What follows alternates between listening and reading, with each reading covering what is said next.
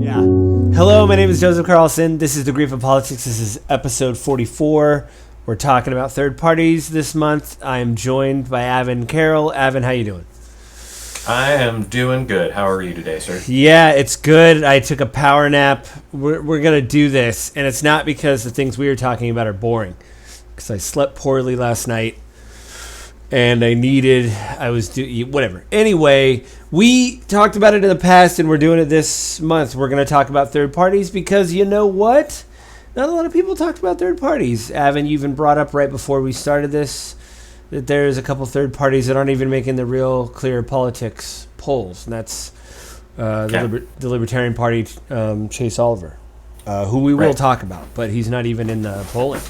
So, what the heck? What the heck's going on? I mean, I'm sure he's showing up in some polling somewhere, but in the Real Clear Politics polls that I typically go back and reference because they pull in a lot of polls from a bunch of different pollsters, they're not showing him in any of the polls, at least none of the more recent ones. So, when I sent you all of this stuff because we were going to do this, you jogged my memory, but I did want to do a quick thing of like how we got here, because I think next month everything has changed so much with the election. We'll probably have to do like another update to the update of the other update we've done. Chaos Watch 2024. Yeah, I mean, also known as the election. Also known as the election, which it usually is, but this time seems even worse. What was there anything that like reading about this or anything that like jogged your memory? Because to be clear, there was some stuff we were talking about Friday that's totally, because I was like, oh, there wasn't a primary, and you're like, well, yeah, there was. Like the Republicans actually had debates, and I was like, no, and I just had this flash of memories of Vivek, and which of course is a big talking point right now, because of course now that Biden has stepped down and Harris is now the nominee, there's all kinds of mostly right-leaning pundits and social media posts coming out about how the Democrats have subverted the electoral process, that people didn't actually choose Kamala, which, I mean, to be fair, she was never in the primary process, right? Like, that's kind of true, but yeah. So, Chaos 2024. Yeah. I got reminded of the debates and everything, but reading that, just this thing here, this is by News 9 out of the rundown. Out of Oklahoma. I just liked it because it was a nice, concise little couple paragraphs. President Biden withdrew, and does it say who wrote it? David Prock. This came out July 22nd, so this is actually kind of old. But this is the newest rundown I could find. In a historic moment, President Joe Biden chose to withdraw his re-election bid on July 21st after clinching the nomination in March. So he clinched the nomination because nobody decided to run against him. And the whole DNC was like, we're backing Joe Biden. It's not entirely true, right? Like, you had Whitmer and the other guy whose name I can't even remember. Dean Phillips, right? Phillips, yeah. Who tried to primary against him, but it was entirely pointless. Right. Yeah, I will say I've seen a little bit more of Dean Phillips, and he's apologized. He's the only politician I know that has publicly apologized to another politician on a news show for running against him. No, he wanted to apologize to Bernie Sanders because the whole thing with Bernie in 2016. And he said, there's no cabal of DNC. This isn't, this isn't politics. We're going to bring it to the people. And the people decided in Joe Biden. And he said, now that I'm running, I just want to apologize to Bernie Sanders because I understand how this is going now. And I understand the DNC and, them trying to railroad a candidate, into some kind of electorate that, like, if they don't put their support behind you, or they have their idea of a candidate, you're kind of out of the loop. And I find myself being out of the loop. He publicly apologized for that. I want to say it was on Breaking. I didn't know that happened, but yeah, I think it was on Breaking Points, which was I was just I had to like stop the clip. I was like watching the VOD, and I was like, wow, politician apologize to another politician publicly on some kind of news thing, So good for Dean. Yeah, good for him. The Dean Phillips, we haven't heard of him. There was a primary with Biden, but there wasn't like debates. There was debates on the conservatives, on the Republican side. Vivek, Nikki Haley, all the all the bending of the knee. But Christie, who's pretty much the only one who hasn't bended the knee yet. Oh yeah, and he was.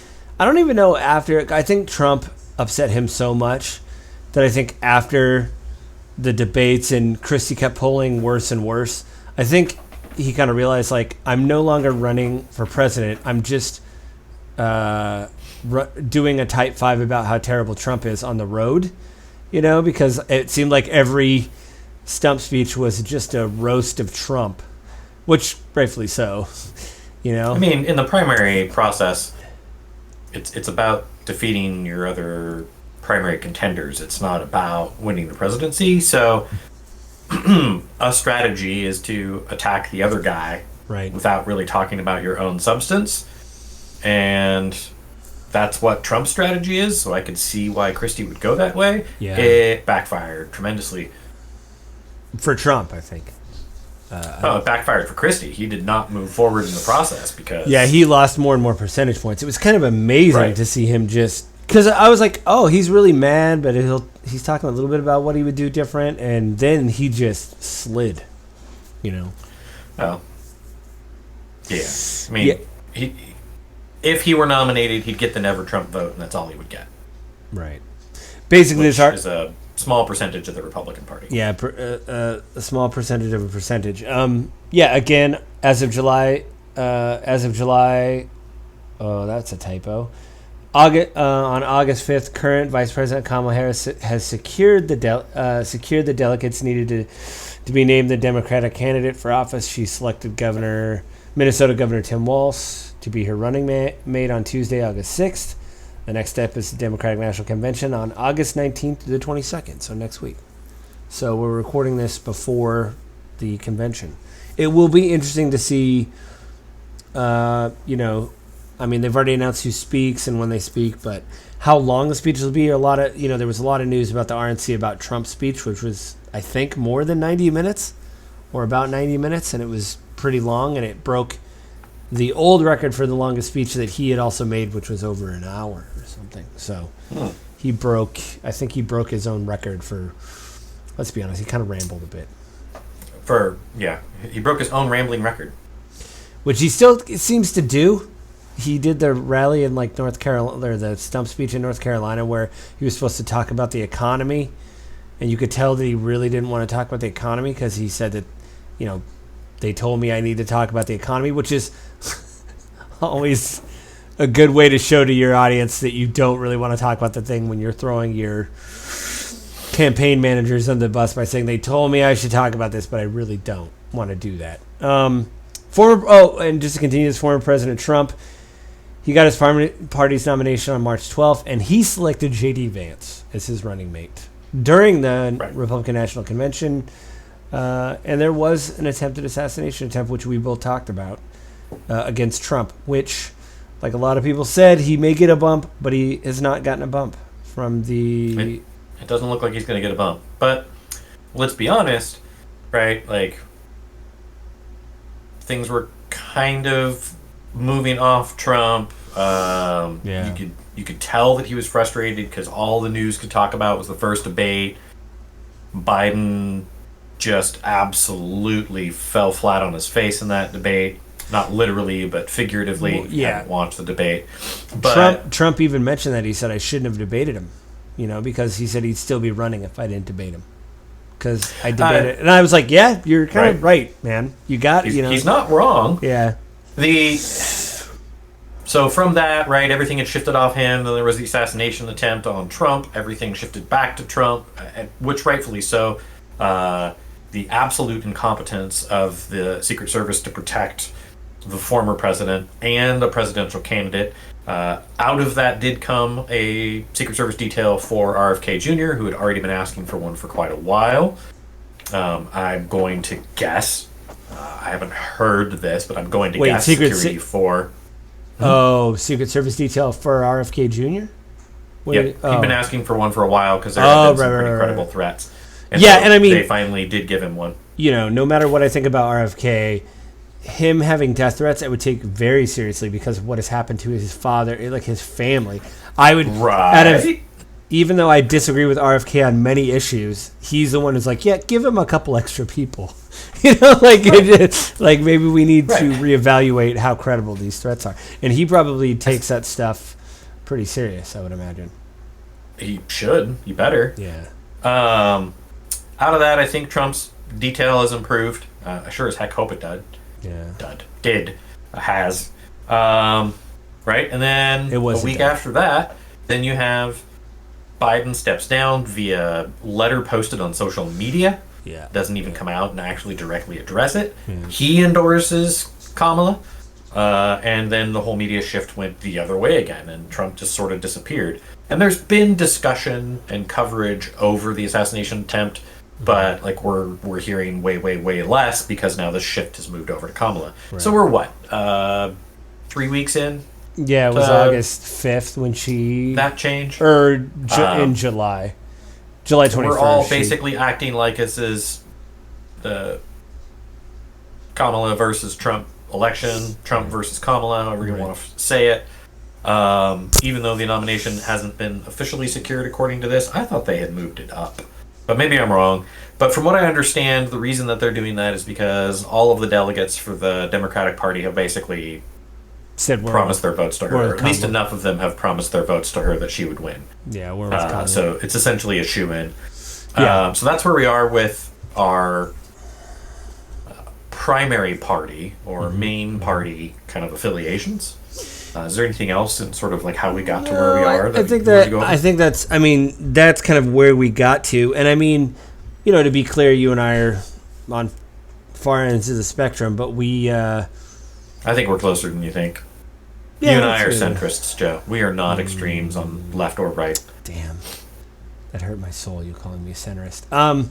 No, universal health care. I think that, and I think we should mention RFK because we were going to talk about the third parties today. Right. I really just picked the people that, like, I'm voting for Jill Stein, so, like, and you're probably voting for Chase Oliver, I would imagine. So I picked those. Most likely. Yeah, I picked those two because that's who we're voting for. But we should talk about Cornel West. I haven't heard much about him. You did say he is in the Real Clear Politics poll, though. You pulled it up he's right showing before. 0 in the more recent ones, but they at least list his name, which they don't list. Right. I did bring up his webpage and his platform, so we can kind of go through that. I also brought up RFK's and his policy page, so we can talk about him. RFK Jr. is definitely the leading of the third-party candidates. It's what an individual. I mean, I will tell you, right? Like I'd heard a lot of news and a lot of highlights of his really kind of crazy ideas and some of the just JFK, what right? we might say, RFK Jr. Some of the yes, RFK Jr. Yep. I said JFK. I'd heard a lot of news about how crazy he is and how off the wall he is, and like he had a brain parasite and a worm really ate his brain, like yeah. Exactly, but these are like the various different sort of things that I'd heard, and then a podcaster that I listen to on a regular basis had him on as a guest, and I was like, all right, well, like I'm gonna listen to it because I'm curious where RFK stands on things, and can't be that bad. It was a 2.5, 3 hour long podcast, I think, and for the first like hour and a half, I was like, oh, he's actually pretty reasonable, and then the crazy came out. But that said, like he's actually got some pretty good ideas and some solid things that I do agree with, and some thoughts about how things are running currently that should change that I do agree with. And that's sort of the thing. Even the section that video that you shared with me for Jill Stein, her interview with Breaking Points, there was things that she talked about where I'm like, yeah, like those are areas we definitely do need to be paying attention, and maybe the mainstream parties aren't really paying enough attention to. Yeah. I mean, even the Chase Oliver interview I watched, I was like, yeah, this is all very reasonable stuff, that he's saying. Like, I agree with what he's saying, But our mainstream media, and I don't want to do that in a denigrating way, but to some degree you kind of have to. In this context, is definitely going out of its way to paint all of them as crazies, as thrown away votes. Well, as they're trying. votes. I don't know about the Libertarians, but I know RFK Jr. There was a problem with the address he was using in New York, and they booted him off the ticket, so he's not going to be on the ballot. Jill Stein, I got an email. I thought he had sued and actually they put him back. Well, I thought he won that lawsuit. Well, he's got to do it state by state, I think. And New York, the newest one I heard was he got booted off. He's appealing it, but he got booted off. So, based on appeals, we'll see if he actually gets on the ballot. Jill Stein said that they had changed the rules and the signature, I think, requirements for whatever. Like, all the third parties have had problems being on the ballot, in any kind of meaningful way. Which is, and of course, what does that tell you? That's not necessarily even media. That's just the established parties that are doing their best to defend their position because they don't want outside threats. Yeah, and it's frustrating. It's really frustrating to, just to, like you said, to hear about these people and see them. Like, why hasn't she been on Good Morning America or like something? Like some local. These are genuine, viable third-party candidates that are largely represented in the ballots across the country that have large enough representation that they're present. I mean, present on the ballot, that is, and in the polling. That said, like, Jill's run the last 4 elections or something. I don't think she's ever taken more than maybe 2%. Yeah. Well, the Libertarian Party has been on the ballot as well, but with their candidates, they haven't got much either, have they? I don't know what they've done in every election. I mean, they have a different candidate, obviously. They had Johnson was the last guy's name last time. Yeah. Johnson and I can't remember the other one. No, in 2020 it was Mel Jorgensen. Oh, that's right. 16 was Johnson. Johnson was actually doing okay and was sort of a little bit of a threat. Until Aleppo happened and he didn't know where Aleppo was on the map, which is so... stupid. That wasn't actually what it was. The interviewer asked him, what are your thoughts on Aleppo? And he was like, what's Aleppo? Thinking, and if you watch that interview, you think that they're saying he thinks that they're saying Aleppo. So what are your thoughts on Aleppo, not Aleppo, the location? But, I mean, the damage was done at that point. Cause you don't know what this is, this big issue, which I actually don't remember. There's a war going on. Syrian civil war, I believe, and there was a lot of atrocities going on. Wow, I wonder... Yeah, I guess it's the equivalent of saying, what do you think about Israel? And someone going, Israel? Like, you're like, I read the news, man. It's a little bit different. Aleppo is not something that most Americans are going to know, but it had been in the news cycle, and as a presidential candidate, there's sort of an expectation that you would know. Yeah, that you, like, read the paper or the internet equivalent or something. And so to not know that, I think, painted him in a really bad light. But even still, I wish I could go back and find the election results. And I'm sure I can here. I just need to actually go back and see if I can find those. Now, I'm going to keep my polling up, and we can go look later if we want to. But I feel like the Libertarian candidate, the last several elections, has polled around 1 to 5%-ish. I feel like Jill Stein has been around that 1% marker for a while. Yeah, I know it was low. I don't remember the percentage, but obviously it's not like you're like, whoa, we won. It's like, we lost by less now or something. You know what I mean? Like, got a couple more. And that's kind of one of the arguments that's sort of used repeatedly against voting for the third party, right? Is you're splitting the vote, you're going to let the other bad guy in. You've heard me go off on my diatribe on this before. I think in the last election I probably gave you the same thing. It's frustrating. You shouldn't be voting out of fear that the other guy's going to win. It's so frustrating. I get so mad at that same... I'm like, well, then what's the point of having any kind of process of elections if, Yeah, our elections for the last probably 3 or 4, I mean, and everyone always says it's the most important election. Don't throw your vote away. This is the most important election ever. Right? You could make an argument that this particular election is more meaningful, but I mean, At the end of the day, it's the same line used by every single party since the dawn of time, probably. I haven't read newspapers from the 1780s, but I'm going to guess that, this is the first election. It's the most important one. We have to establish our principles. That one's actually probably true. From there on, right? Like, they can't all be the most important unless each one is like a deeper and deeper and deeper threat to the existence of the United States of America. And currently, to me, that's the dialogue. I don't like that argument. It drives me insane. It's just so. You should vote for who you think is the best person for the country. I mean, period. That's the responsibility of every single American. We should be voting for who the best person for America is. This is why, now that I've become more familiar with the concept of the idea of ranked choice voting, I think it's a shift that we need to make nationally. There's a cynicism. It'll never happen. It'll only happen if we push it as voters, and we've sort of all become apathetic. We've all accepted that our only choice is Democrats and Republicans, and I shouldn't say all, but like enough of us have made that surrender that that's all we get. And so what happens, right? Talk to any American and they're all going to tell you the same thing. My life hasn't gotten better over the last 4 years. And the reality of it is, if you're honest, if you're a Republican, your life didn't get better between 2016 and 2020 because of anything that the president did. It's things, maybe he signed some bills, but really it was Congress, Senate, some activists, probably some lobbyists pushing some ideas and some laws and bills that probably had a pretty minimal effect on your life. It's your local politicians who've really changed the quality of your life. Yeah, I had a door knocker the other day, like a week ago. Somebody, like, hey, so-and-so's running. And they're like, and then, I get the text alert, like, hey, it looks like somebody in your household hasn't voted yet. I'm like, well, one, how do you know that? And two, I should do that. So I did my ballot. I filled out my ballot. I was like, was that me? Am I the one?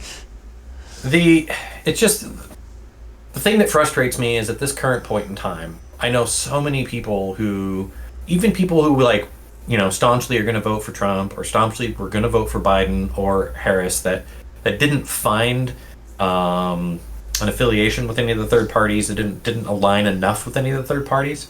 None of them were happy with the Biden-Trump ticket. Not one of them. Oh, yeah.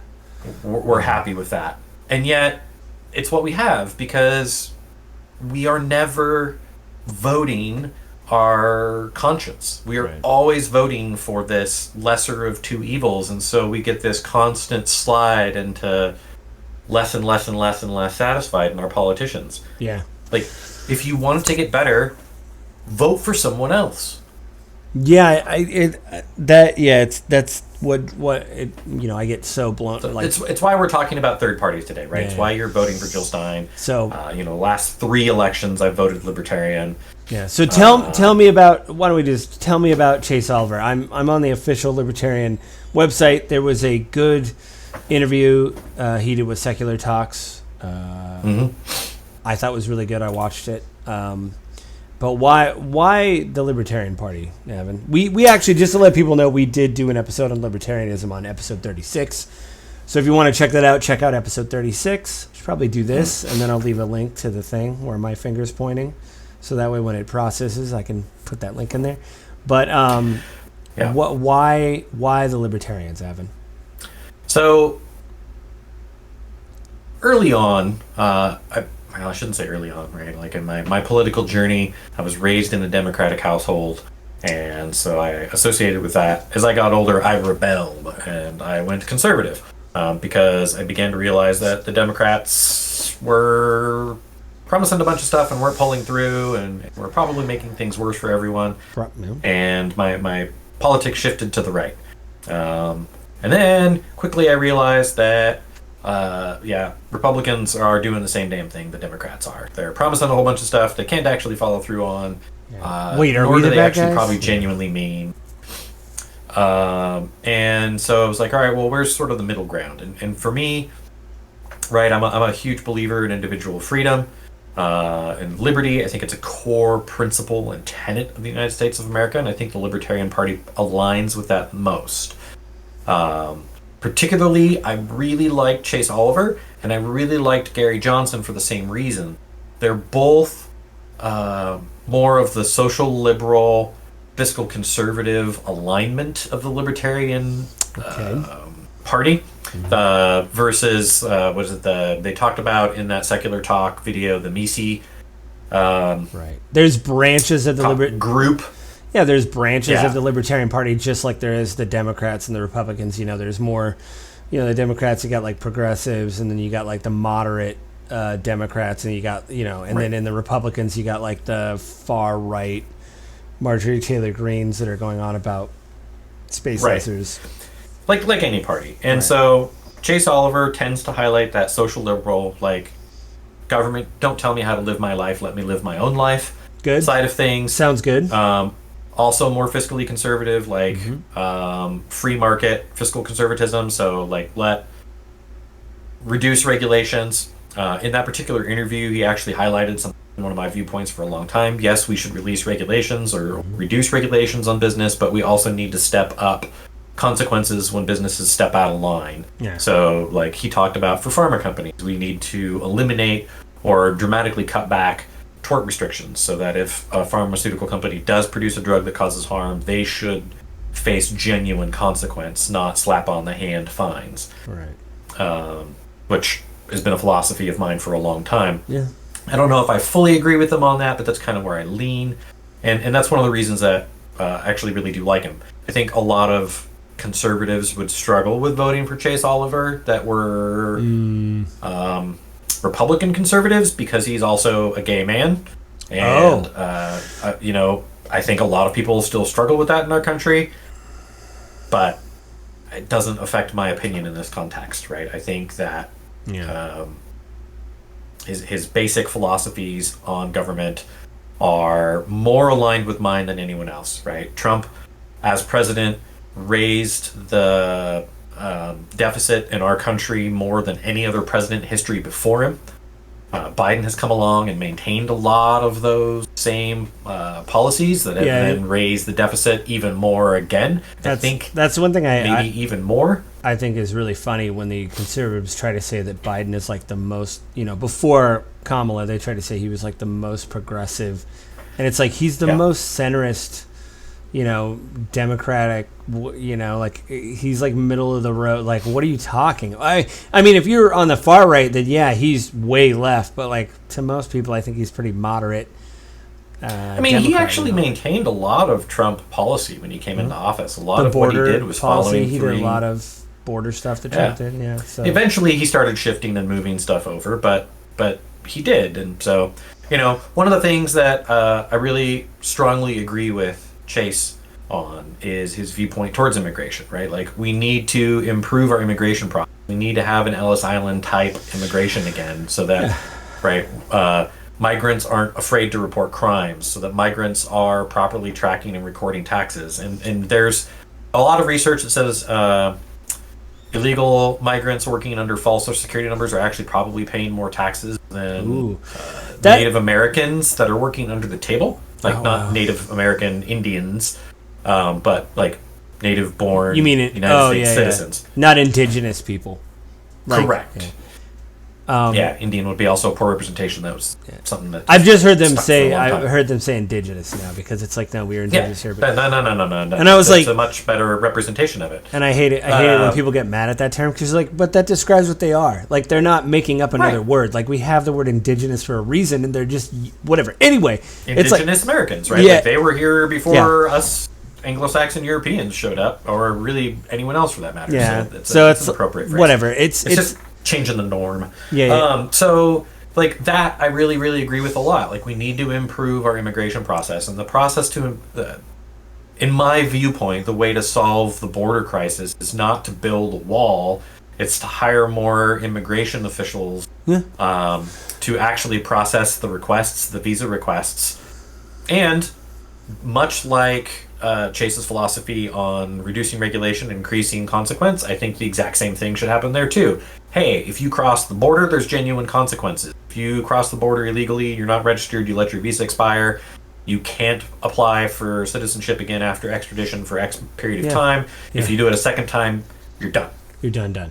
Or maybe a third time, but something along those lines, right, where the consequences are high enough, it's not worth taking the risk, you're better off to go through the process, but we have to make the process smooth enough that it's not a multi-year thousands of dollars immigration lawyer kind of a thing. Yeah, I mean, to me that makes sense. It's like any infrastructure. To have good roads, you need people maintaining those roads. You need people maintaining the electrical grid. You need an infrastructure of people looking over passport or citizenship requests. We need worker visas. We need the skills and the intellect of foreign peoples in our country, right? The United States is shrinking by birth. We are not growing. Yeah. So if we want to continue to be a strong economic powerhouse on the globe, if we want our quality of life to stay the same, we need migrants. We need people to want to come here, and we need to make it possible for them to do so, not punitive for them to do so. But we also need to be fair to those that are following the rules, and we need to say, if you're not going to follow the rules,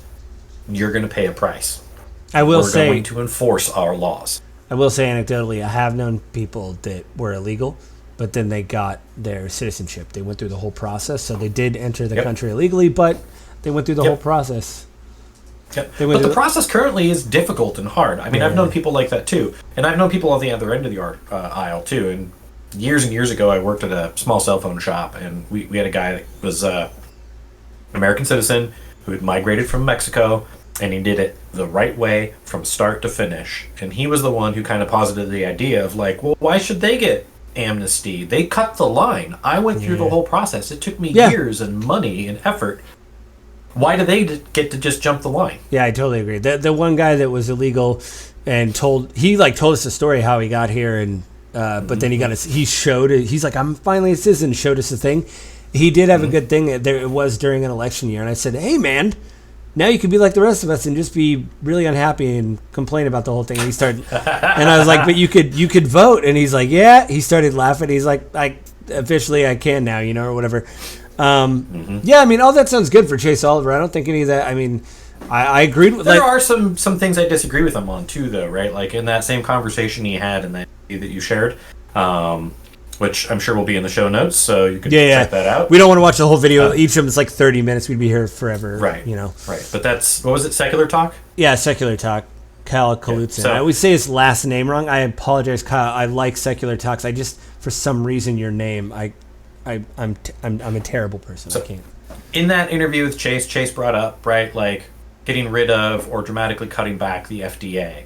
And, I struggle with that. I understand where he's coming from, but I also think that for the same reason that I disagree with most socialist ideas, I also disagree with the dissolution of all government agencies just because to dissolve them. Yeah, and that is that human nature is human nature. If you get rid of something that inherently creates a penalty and a restriction, people are going to violate it. Even if the punishment is higher, they're going to try to get away. Yeah, I mean, the conservatives always talk about wanting to get rid of the Department of Education, and it's a more common talking point. That wasn't that way forever. Well, I'm just saying it's more recent. It's like we just talked about with immigration. Just because you don't like how something is running doesn't mean you just bin it or you try to fix it. You're like, how can we improve this? Like, we have a system in place. How can we, just like Veterans Affairs, I'm not saying it's perfect. I've heard it has improved, and they did that by investing in that infrastructure of, we have to get the right people, we have to get the right process. Is it perfect? No. But there's a bunch of stuff to go through. This is actually one of the things I liked about RFK in that interview is so it was on the Impact Theory podcast with Tom Bilyeu. It was about a month or so ago. It's August 17th right now. It was a little bit more than a month. And in that particular interview, RFK brought up, right, like one of the things he wants to do is utilize technology to make government more efficient. And so he proposed that we train an AI learning model to crawl through government budgets and look for duplication and waste and bloat, and then make recommendations on where to cut it, and then government can go through and review those and like get rid of those programs that are wasting American money. And I thought that's brilliant, actually, because government is so massive and so complicated. I mean, it would be very hard for any administration to go through and find that stuff. I do appreciate that there's actually like a human oversight to that, though, because some of these AI models aren't great, and they make stuff up, and they They're unfortunately No, they definitely do, and we've learned that someone trained their AI and asked their AI to perform a task and gave it the liberty and the freedom to lie to accomplish what it was trying to do. Oh yeah, and it did. Actually, I don't think they gave it that liberty or freedom. I think they found that it already had it. Yeah, well, they did the thing too. I know Microsoft did it, and maybe it was Apple. They did the, hey, I'm the Microsoft chatbot, and I'm on social media. Tell me what I need to know. And within like an hour, it was like the worst person because people were either writing at them or whatever. It was just whatever. Anyway, we could go to a whole AI thing, which we probably should actually talk about. But the point being is that you train the language learning model to go through and crawl through and summarize and bullet point and categorize this stuff, because an AI will do a very quick, very efficient, and very non-biased review of that stuff and provide very actionable insights. And I was like, that's a really brilliant idea from someone that's being painted as an absolute loon. Mm-hmm. And so that's where that was early on in the interview, and I'm listening through okay. You had a stop clock moment where you're like, oh, and then the rest of the interview you're like, oh no. No, most of the interview was actually like that, where I was like, oh, I like that idea. Oh, that's actually pretty smart, right? But we here in the United States of America have devolved into this, if it's not my guy, it's the enemy. And I like his idea. I've talked about his idea to my friends and my family before, but now that it's coming out of his mouth, I must stand against it and disparage it. Mm. And that saddens me, right? Trump has had good ideas. Trump has done good things. We have to acknowledge those. Biden has had good ideas and done good things. We have to acknowledge those. But we have to do it honestly and go, yeah, Trump's done some crappy things. Yeah. And so has Biden. I wish somebody would do the montage of this is good, this is bad from The Simpsons, but just do each party's policies of this is good, this is bad, and whatever. Well, and the challenge for that is, of course, ideological breakdowns. So, yeah. So, Jill Stein, what about Jill do you like? Where are you questioning a little bit, but you're still going to support her because she aligns mostly with you? I think her... So, I'm not going to read everything about her platform because, man, I'm trying to see... We could do an episode on each candidate. Yeah. I'm trying to see... she actually just picked her VP pick. Hopefully it's here. June. No, that's too bad. It was just announced on X that I could do a search right here. I'm doing it. Okay. But, yeah, go ahead. Anyway. It's up on your screen. I'm trying to see if I can get to her okay, wait. Okay, yeah. This whole thing, the economy, abolish student debt. I know you don't like that. I do like increase and equalize public school funding. This is all stuff that I like. Labor, minimum wage, $25. I know you don't like that, but again, guarantee housing as a human right. You and I will disagree on that, but the idea that we've talked about this, about real estate, the fact that we've turned in something that everybody needs, shelter, into an investment creates a problem. So, how do you make where guarantee housing as a human right? Right. Okay. Listen, I think I told you before we started recording, a lot of bullet points on here. Not a lot of this is getting done, but I understand if you're trying to build a platform, you're bullet point the crap out of this.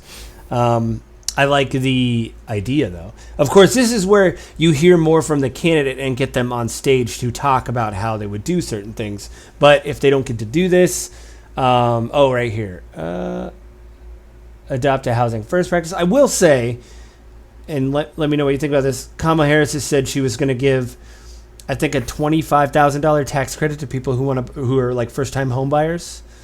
If I heard that correctly, It's one of her new policies, and a lot of conservatives are freaking out saying, oh, that's just going to, you're just going to, well, I think Elon Musk was like, you're just going to have to pay $25,000 more for a house. And I don't know if that's how that works, because I got a housing credit. Not that much, but. So,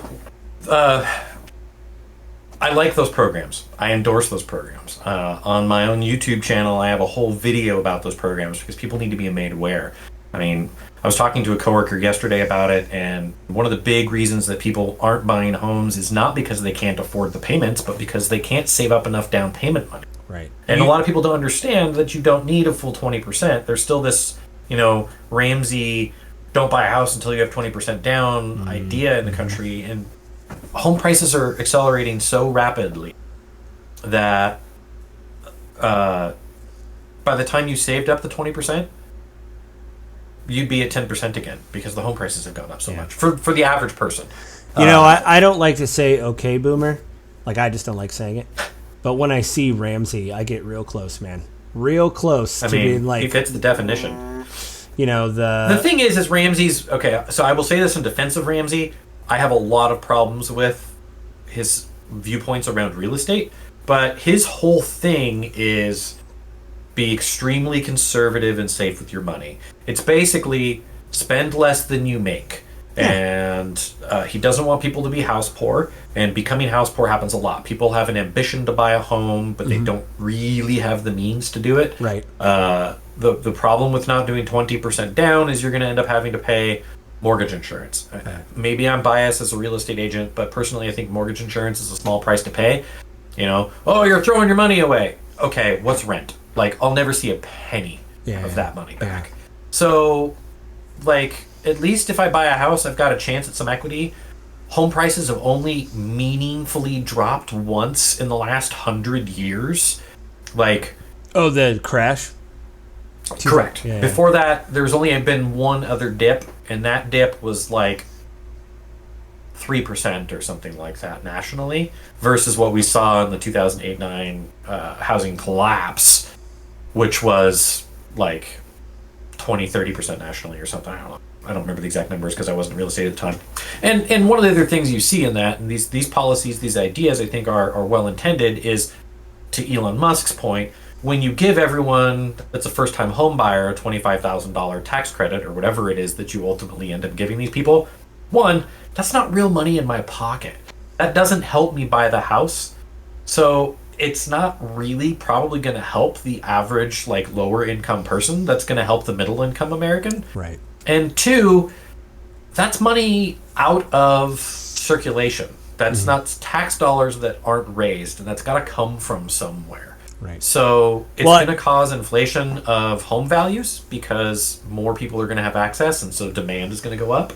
Yeah. And it's going to cause inflation, like, financially, because we're essentially injecting money into the system. The government does that. And that's what inflation is. More money in the system reduces the value of each individual dollar, and you get less spending power. Well, Elon Musk, Tesla, and I think Tesla especially has gotten subsidies.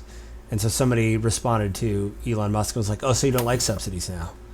Like you're not a fan of it? There's a hypocrisy in that too, but, how much is Tesla's subsidies that they've received, which are most likely in the form of tax credits, versus how much tax credits would you end up doing if, 5 million Americans paid $25,000 less per year? Yeah. I say let's give it a shot. Make the argument that we shouldn't really be doing these subsidies to begin with, right? Like, if we closed all these these businesses, would we be able to drop the overall tax necessity on Americans anyway? Yeah, I say let's give it a shot. That's what I say, Like, if we're going to give subsidies to Elon Musk, why don't we give it to some first-time home buyers? I think there's better ways to do it than a subsidy. My concern with giving out, we'll break down into opining on Kamala's idea of a $25,000 tax credit. Like, okay, don't give a tax credit. Like, fund a program through Fannie Mae, Freddie Mac, which are pseudo-government agencies anyway, and apply that as a down payment credit instead, because that will actually be useful. That will actually help people make their down payments and cover their closing costs. Again, a tax credit does me no good. I need that cash in hand for that tax credit to be meaningful. Yeah. Well, I mean, back to Jill Stein. So, like, I could go bullet point. Her. Sorry. I could go bullet point by bullet point, but I did agree with Lois, and there's a lot of bullet points here. So she's been a big list. She's been very vocal about Palestine. Now, listen, I'm not going to say that's my number one issue, but it is very important. In fact, Did you get who she announced for her vice president? You said you were searching for. Yes. Stein has spoken with 3 prominent Arab Americans as potential candidates. Ahmed Ayub, Executive Director of American Arab Anti-Discrimination Committee, Amir Zaire, a Palestinian American comedian and activist, and Abdullah Hammoud, the Democratic mayor of Dearborn, Michigan. Butch War is the Green Party nomination for Butch Ware. Ware, sorry. I don't know why I said War. Is it Ware? Yeah. Yeah. Which, interestingly, is not any of these. Yeah, one of them stepped down because she had you get to see my social media feed. It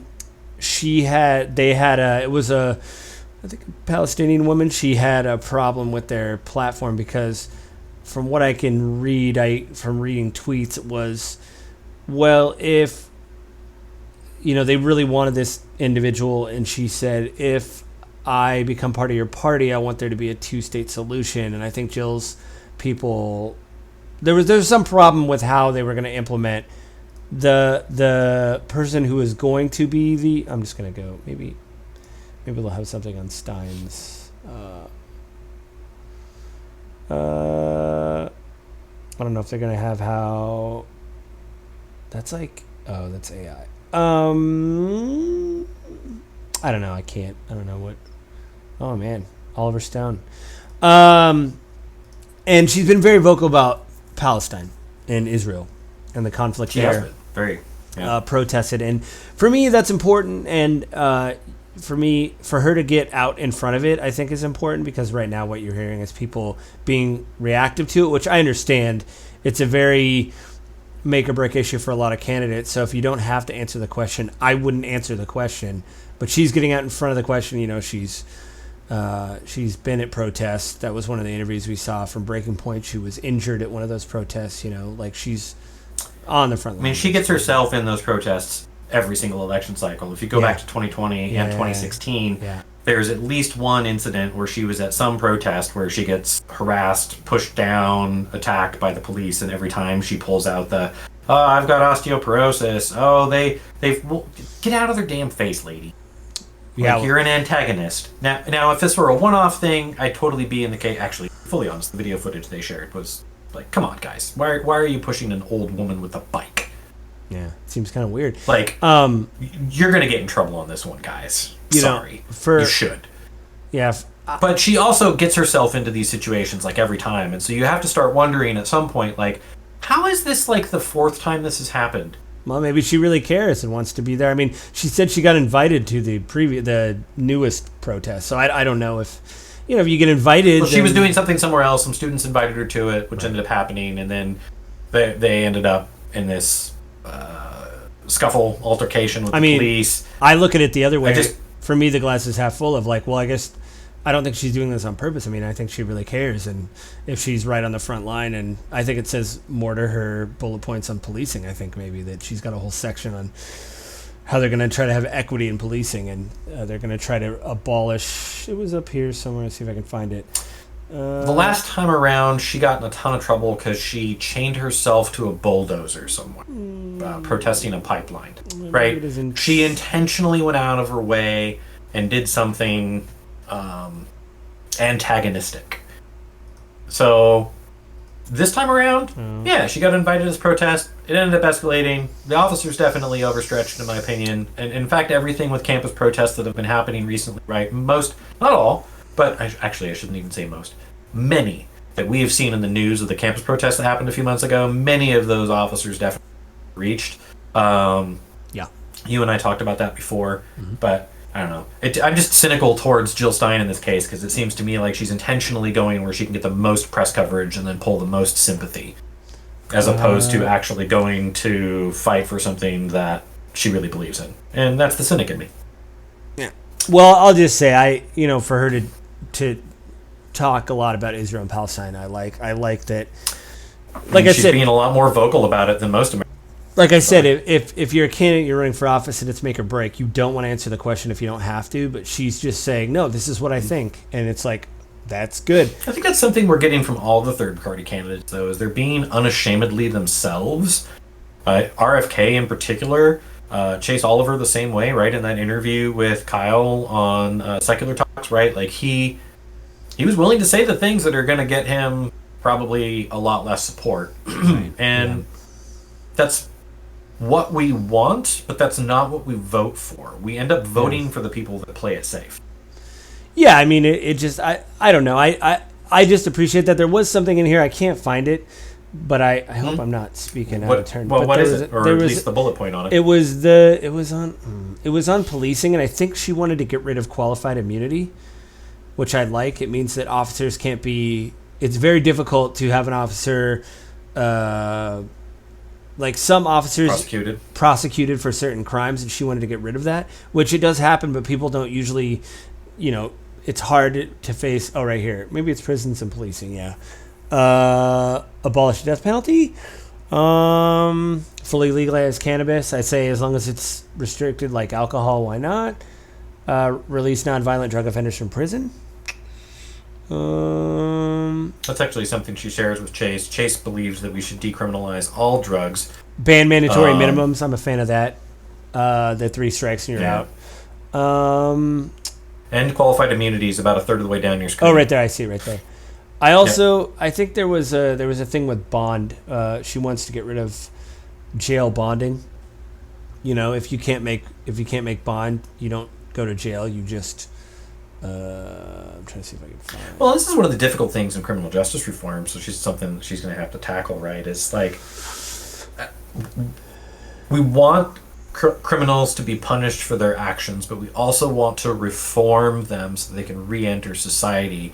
Right. And so at what point does criminal treatment and prosecution cripple a person from ever being able to re-enter society because you've now set them back so far that they can't get a job, they can't get a home, that they have to go back into whatever activity it was trouble to begin with. Yeah, I'm trying to see here. End qualified immunity. We already said that. Federalize all police misconduct investigations. I'm kind of for that because now it seems like unions kind of take care of it, and sometimes those officers just get moved to other areas. Or internal affairs of the same police department, right? Of which, if you talk to most officers, they're not a fan of internal affairs. Yeah, bad guys within the department because they're rats. Yeah, whatever. This is the thing that you and I have talked about when we talked about criminal policing issues. Was like, no, like officers should be held to account. That's one of the things. Like you took this difficult job to uphold and protect the law and the people. And so, like, why are you against officers being held to account when they make a mistake? Like, the level of accountability should be higher for you, and you should expect it. Yeah. Yeah, no. So it's just stuff like that where, listen, again, I said before we recorded, there's a lot of bullet points here. Some of them I'm like, well, that's vague. This is surprising. I had not gone through this. I was like, this is vague, but like all these, I think we've said it before too, say a candidate has 10 issues, and then you read those 10 issues and say, hey, I really like 7 out of the 10 of these. I agree with them. I'm going to vote for them. Right. When I was reading through these bullet points, I was agreeing with her more than I was disagreeing with her. Even on the ones that were vague, I was like, that would be nice. I don't know how you're going to do that, but that would be nice. Right. And that's the other challenge you run into too, right? Like people get really scared of third-party candidates because they want to do crazy things. Like Jill Stein wants to do some pretty off-the-wall extreme shifts in American policy and in law. But the reality of it is the most extreme thing she wants to do, she's never going to get to do because she needs senators and congressmen that are going to be willing to make those changes with her. And most aren't going to be willing to do it. Plus, if somebody... So she's only going to get the more centrist, the more palatable items done in her administration. Unless she's able to get 2 terms and get a few seats in behind that. Right, and it's rough too being a third party, I would imagine, because if you're a Democrat or Republican, people like that. But if you're like even Bernie Sanders being independent or a Green Party or a Libertarian Party, and somehow you get elected into office, then who are you going to work with? Everybody's going to look at you as an outsider. Are people really going to want to work with you? You have to basically build a coalition from scratch. That's got to be rough. Yes, I would imagine. But it does force, and this is kind of my viewpoint towards that, because I've gone through this thought process for myself. It's like, okay, cool, I vote for a Libertarian candidate. They get in. They can't actually do almost anything they want to do because they're being time. So the reality of it is they're going to have to really work across the aisle with everyone because everyone's across the aisle. Right. So there'll be way more compromise in that, and it's going to be the responsibility of any third-party candidate that wins And let's be honest, I don't expect one to win. I would hope, I would hope, I would hope, I do hope that the American population is so fed up with our two-party system and realizes that they aren't represented in this system. The majority of Americans aren't really represented in this system. Really. Yeah, no. That they would do it. The challenge that third-party candidate would have, be it any of these or in the future anyone else, is you're going to have to be a leader. You can only win this if you are a leader, because you need to get the American voters behind you, and you need to get the existing politicians to drop some of their cynicism and actually buy into your vision to help you spearhead and move this through. You've got to be capable of bringing people into your cause to move forward. So, yeah, almost every bullet point on here, Jill's never going to. Yeah, no. Some of them she might get traction on. Like I said, some of these I really think we're like, we got to point this out and look like we, and they're not bad ideas, right? Like, honor all existing treaties with indigenous nations. Like, look, I grew up in areas near indigenous tribes. As a kid, we lived in LeConner. I knew a lot of the natives from the tribe across the river from us. We went out and we did potlucks with them at their longhouse. And I might be remembering this wrong. I was really young when this happened, so please feel free to correct me if I'm wrong in that, as far as the naming convention. But, like, they're great people, and they have gotten royally screwed. Yeah. Well, because might makes right? Like, what are they going to do? Yeah, this is what we're going to give you. I did hear a really interesting interview with Sterling Harjo, who is the creator of Reservation Dogs, which is a great series on FX. You should watch it. I've seen the first season. I need to watch the other ones. And everybody in the show is indigenous, and they're from Oklahoma.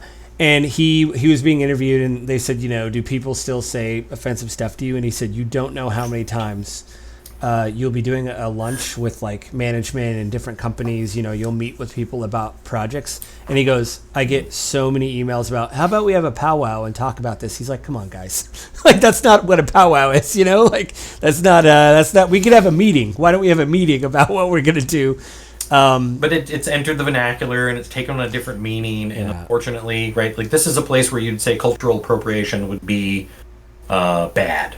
Right, and I say that because there are instances where cultural appropriation is appreciated. Yeah. Years ago, there was an instance where some lady got attacked because she dressed her young daughter up in a kimono and very traditional Japanese garb for Halloween. It was a young white girl. Yep. Everyone lit her up, and most of the Japanese people were flattered in response. Because in Japan, they like when people emulate their culture. Well, she wants to make the second Monday in October. Not insultingly. Indigenous People Day, so I'm up for that. I thought they kind of did that with Christopher Columbus Day anyway. Like, we don't really call it Christopher Columbus Day anymore. I thought we just call it Indigenous Peoples Day, I think. I mean, we could more directly switch over to Indigenous Peoples Day. I know a lot of people get mad when we say that, but I'm like, yeah, but there was people to shake his hand when he got here, so I think maybe you could do both. You could honestly recognize that, right? Like, Columbus Day isn't necessarily a good thing. Columbus wasn't necessarily an esteemable individual all the way around. You wouldn't be here without it. You know what I love about Columbus is it seems like reading historical documents, even his own people didn't like him and thought he was a little bit crazy.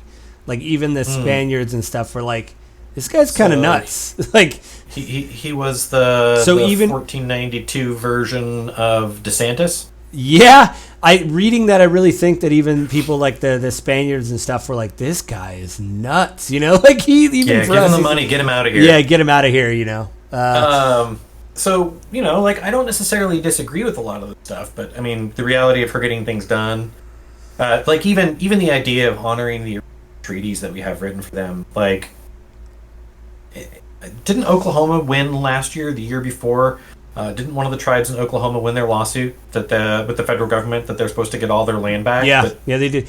And I guess one of the Supreme Court justices that voted on that was Gorsuch, because I think, if I remember reading it right, wherever he's located was near tribal land, so he had to deal with tribal people a lot, and so it kind of shocked conservatives. And he's like, no, like, I've dealt with, like, this is I mean, they have a right to this, and this is how we've dealt with it. Like, it's precedent, kind of. I don't know. And these are all just individual things, right? So What about Jill? Have you read through, besides the fact that you don't think she's going to be able to get it through, that you're like, these are the things I don't agree with, but I still largely do. I mean, like you said, what stood out to you is like, where's her RFK? Right here, like restore public trust in governments, medical agencies, and institutes by enforcing. Well, audits is good, but like the LGBTQ stuff. Not because she's anti-LGBTQ, but it's like a lot of it is like we're gonna do this. You're like, no, I am like support a universal tenants bill of rights. Okay, what is that? Like for just general whatever. I mean, there's a lot of discussion about that. That's a big thing here in Seattle, actually. Oh, yeah, expand and protect the homeowner mortgage interest benefit, eliminate the second home and yacht loopholes. I mean, that's important. I mean, like I said, again, like we talked about, like you said, like 90% of the stuff probably not going to get done if she gets elected. But again, out of the issues I was reading, I was agreeing with her more than I was not disagreeing with her. So, you know what, Evan? We both have to go, and we've been talking for a while. So, what do you want to plug before we get out of here? Well, like I talked about earlier, I had done my own video on YouTube regarding homebuyer program discounts, not even necessarily first-time homebuyer program, subsidies and programs out there available for people. And I did that on my YouTube channel, Your Agent Guide. Sweet. I'm a real estate agent, realtor here in Washington State, and the whole purpose of these is just to help people have better education, help them get into homes. And then the for-profit aspect of this for me is I do an agent referral process where I help people find the right agent, connect them with that agent, and collect a referral fee from that agent. So it's all free to those people. Nice. Yeah, I mean, I like it. And even, I think even the Facebook updates I get that you said are like automated through a service that you use, those are still helpful. I still read those on Facebook all the time. It's up-to-date current market statistics and data. I think they're really useful. You should start doing videos again. The real estate market is probably... I definitely need to. I keep intending to get back to it. Didn't the rates drop, It is too? on the map. The rates dropped a little bit, or they didn't go up or something? Or? Rates are beginning to drop. Mm-hmm. We're under 6.5% the last time I looked, which was Thursday. They're beginning to trickle back down to being more reasonable. I think once we get in that 5.5 up to about 6% range, we're going to see some spikes in demand. Although right now we're seeing a small drop in mortgage requests or mortgage applications, and I think that's because people are sitting on the sideline watching rates come down, thinking, hey, if I wait a little bit, get a little bit better rate. It's like buying a big TV, but you're actually buying a place to live. Yeah, I get it. You're like, man, that I was gonna make a purchase on Amazon today, but it was like 3 times what I wanted to spend. So I was like, well, I'll wish list that and just wait for them to give me the notification to say, actually, it's $20 now. It's like, oh, that's more reasonable. I'm not paying $100 for that. Well, thanks for joining me again, Adam. Next month, I think we're just going to have to do another election update. We've done a lot of those, but man, it seems like a month of news happens in 3 days. So, and we'll probably want to circle around a little bit too, right? I want to be fair. We probably should get back to Cornell West. We still haven't done that yet. We should actually we should actually talk about AI. That's kind of a new thing that we've talked about offline, and we haven't talked about it. And it is going to affect the election because it seems like a lot of these tech people are cozying up to both Donald Trump and Trump has come out now, and Kamala Harris is doing something with crypto and AI. It's like, well, get away. No. Kamala Harris is using AI to bloat her crowd size. Yeah. They look like. There was a controversy with the actor strike a couple of years back, and Disney straight up used CG to make a fake crowd at like a basketball game and like a Disney teen comedy, and I believe it. It was so blatantly AI. You're like, oh no, that's what they want to do. That's what Kamala's doing at her rallies. Except for the reporter that was actually there from the Getty's Images. The Getty reporter was like, no, I was there taking photos of the whole time. So, right, exactly. Physical, it was broadly disproven and slapped down like super, super, super fast when Trump brought it up. Yeah. But still, right, like that kind of thing is going to come up, and eventually it's going to be credible enough. It might stick, right? Trump is resorting back to his old tactics. He's going to keep throwing attacks at the wall until he finds something that resonates and that sticks. I gotta say, trying to be as neutral as I can without saying anything bad about Trump, it is getting really kind of just tiring listening to the same over and over. Yeah, and you're over like, and oh, he's over. gonna call.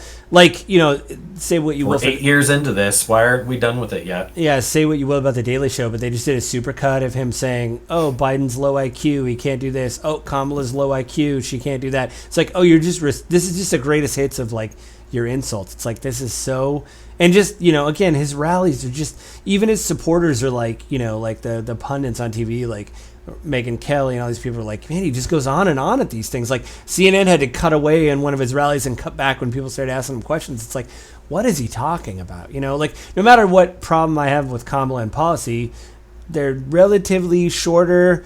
There's a lot of energy in the room, and she leaves. She doesn't. Has she actually done a genuine reporters actually allowed to ask questions press conference? In the last week I or two? think she gets off the plane at Air Force 2 or whatever and answers questions that way, but she hasn't done like a press conference, I don't think. So that's but there's video of her getting off the plane going, what do you guys got? What do you want to know? And answer a couple questions, and she did.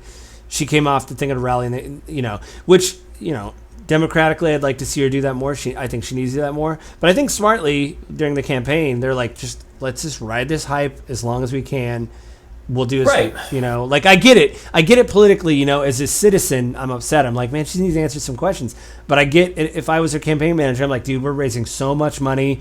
We have thousands of people to these rallies. I mean, it's like, just let it run it. We'll just write some speeches. Yep. And then the moment. Ride the wave as long as you can. Yeah, until you can't. And then make the next pivot. Yeah, then until we can't, So I worry what's going to break next, right?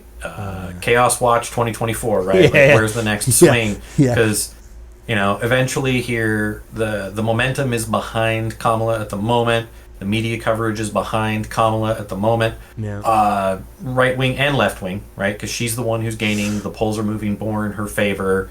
Trump is becoming more scattered and desperate in his attacks. Yeah. Where is the next thing that's going to shift? Apparently, media attention going to be. Apparently, their debate's happening. One in like the 10th of September. They're doing September. The first, yeah. So apparently, there was some talk behind the scenes that Trump hired Tulsi Gabbard to help him debate prep against Kamala because she really beat up on Kamala last time they debated.